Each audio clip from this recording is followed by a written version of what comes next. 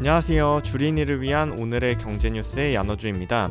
오늘도 여러분과 함께 오늘의 주요 경제 뉴스 5가지 함께 살펴볼게요. 첫 번째 뉴스입니다. 카카오페이는 올 하반기부터 카카오톡을 통해서 주식 거래가 가능하도록 서비스를 제공하겠다고 밝혔는데요. 카카오페이는 작년 11월에 상장한 뒤 한 달 뒤 만에 주요 경영진이 주식을 대량으로 매도하면서 먹튀 논란을 불러일으켰는데요.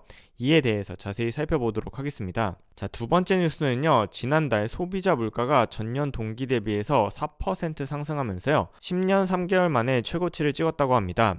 자, 세 번째 뉴스는요. 대통령 인수위원회에서 그동안 문재인 대통령의 에너지 정책을 폐기하고 원전으로 복귀하는 정책을 새로 짠다고 합니다. 자, 네 번째 뉴스는요. 올해 1분기 기업의 설비 투자 규모가요. 전년 동기 대비해서 반토막이 났다고 합니다. 자, 마지막 뉴스는요. 은둔의 투자 고수로 알려진 DS 자산운용 장덕수 회장이 투자한 비상장 기업은 어디인지 살펴보도록 하겠습니다.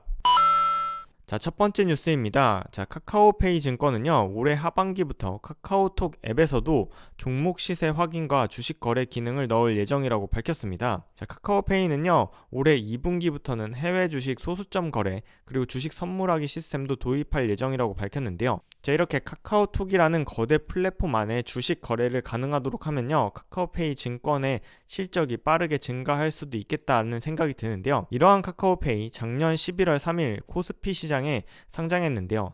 상장 당시에 공모 가격은 9만원, 상장일 시초가는 18만원, 고가는 23만원을 기록했고 상장 5일째에는 최고가 24만 8천원을 기록하기도 했는데요. 자, 이렇게 상장 초기에 공모가 대비 높은 수익률을 보이던 카카오페이는요. 12월 초 주요 경영진이 스톡 옵션을 행사하고 고점에 주식을 대량 매도하면서 먹튀 논란을 불러일으켰습니다. 지난해 12월 10일 이제는 사퇴한 카카오페이의 류영진 대표 등을 포함해서는 스톡 옵션을 대량으로 행사해서 주식을 매도했죠. 자, 이렇게 주요 경영진이 매도를 하고 나서는 카카오페이는 고점 24만 8천원 대비해서는 무려 주가가 50% 이상 하락해서요. 올해 2월에는 11만 7천원을 기록하기도 했는데요. 현재는 주가가 저점 대비해서는 반등해서 14만원에 거래되고 있습니다. 자, 이렇게 작년 12월 주요 경영진의 대량 주식 매도에 따른 먹튀 논란이 일자 카카오는 CEO에게 상장 후 2년간 주식을 팔지 못하도록 하겠다라고 밝혔는데요.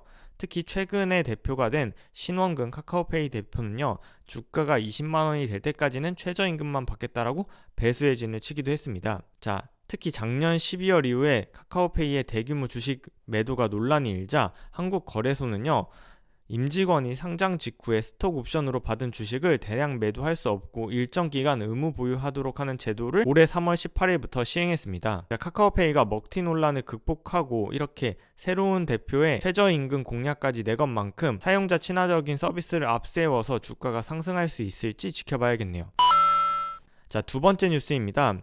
3월 소비자 물가지수가요. 전년 동월 대비 4% 넘게 상승해서 10년 만에 최고치 상승을 기록했다고 합니다. 자, 어제 뉴스에서 곡물가 상승이 꺾이지 않아서 에그플레이션 공포가 대두되고 있다라는 뉴스 전해드렸는데요. 자, 오늘 나온 기사에 따르면 통계청이 발표한 소비자 물가 상승률은요. 작년 10월 이후에 연속 3%대를 기록하다가 지난달인 3월에는 4%대로 올라섰다고 합니다. 자, 이렇게 소비자 물가가 크게 오르는 데는요. 바로 석유 가격이 가장 큰 영향을 미쳤습니다. 또한 석유 가격 상승뿐만 아니라 곡물 가격을 포함한 원재료 가격이 오르면서 가공식품 물가와 외식 물가도 크게 올랐습니다. 자, 문제는 이러한 물가가요. 당분간 지속될 거라고 한국은행이 전망한다는 점입니다. 자, 한국은행은요. 올해 유가 수준이 물가를 전망할 2월보다 훨씬 더 많이 오른 데다 우크라이나 사태가 장기화되면서 공급망 차질 그리고 원재료 가격 상승이 이어지는 만큼 당분간 국내 물가의 상방 압력이 커질 수밖에 없다는 의견을 밝혔습니다.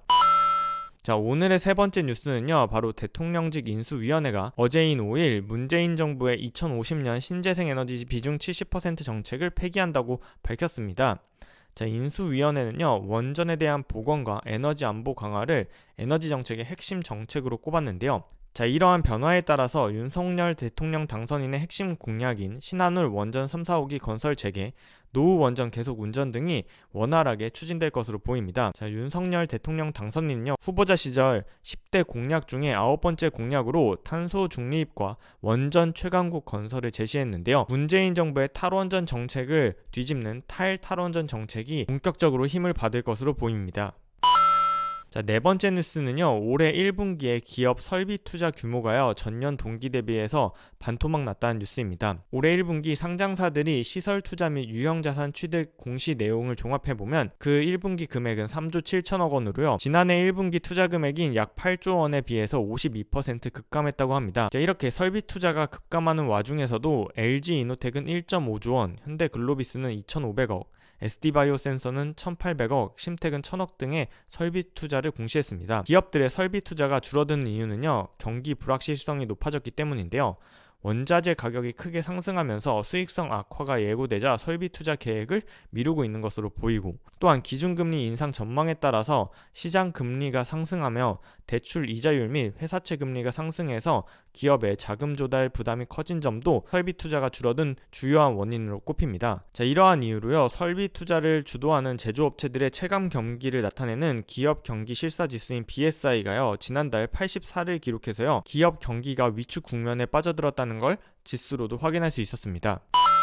자, 오늘의 마지막 뉴스는 바로 투자의 은둔 고수로 알려져 있는 DS 자산운용 장덕수 회장이 투자한 비상장 기업은 어디인지 살펴본 한국경제 기사입니다. 자, 한국경제신문은요, DS 자산운용의 2021년 사업 보고서를 분석한 결과 DS 자산운용이 작년 말 기준으로 25개의 비상장 기업에 투자하고 있다고 밝혔는데요. DS 자산운용이 투자한 기업은요, 2차 전지용 전해질을 생산하는 이피캠텍, 유도 만능 줄기세포를 연구하는 큐리바이오, 광역동 치료제를 개발하는 라이트팜텍, 분자진단 전문기업인 솔젠트, 의사전용 포털인 인터MD 컴퍼니 특허 가치를 분석하는 위즈도메인, 재능 공유 앱 애니맨을 운영하는 ASN, 그래핀을 제조하는 그래핀스퀘어, 소상공인 경영관리 앱인 세모장부를 운영하는 로우마이티 투자한 것으로 나타났습니다. 이러한 DS 자산운용을 이끄는 장덕수 회장은요, 서울대 국제경영학과를 졸업한 뒤 미래에셋 벤처투자, 미래에셋 자산운용,